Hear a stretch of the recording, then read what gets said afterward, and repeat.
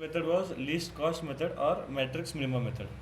So again in this we first compare whether the total demand is equal to total supply. So in this we had total supply plus supply and demand equal to 150.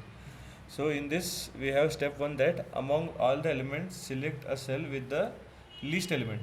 So among all the matrix we select the element which is least. So if there is a tie, for example if we have elements where there is a tie, so we can select any one element and we can allocate a minimum of supply or demand.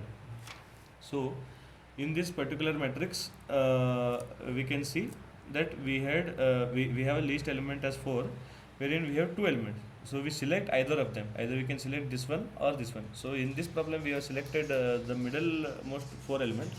So for this 4 element we have a supply of 30 and demand of 42. So we allocated 30 units and we this 42 became 12. So we eliminated this particular row. So after that again we follow the same method. So again after following the same method we have least element is 5. So for this element 5 we had demand of 65 and supply of 70. So we allocated 65 units to it and we deleted this particular column and we subtracted this particular 70 65 units from this and 5 remains.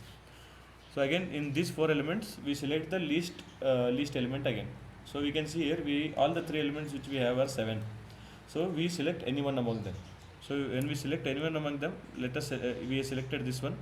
So here we have supply of 5 and demand of 12.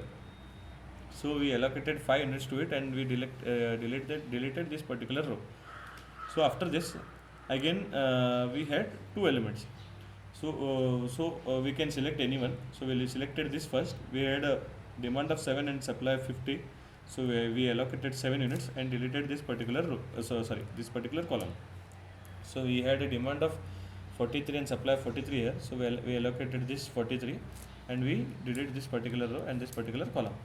So here our transportation problem solution is achieved. So here we do again 60. We take to find the solution. We multiply 65 into 5 plus 7 into 5 plus 30 into 4 plus 7 into 7 plus 43 into 7. So by doing this we get the total cost of 830 rupees. In this case, if the unit is mentioned as rupees, then you have to mention it. In this case, if unit is mentioned as rupees, then you mention in terms of rupees, else leave it as it is.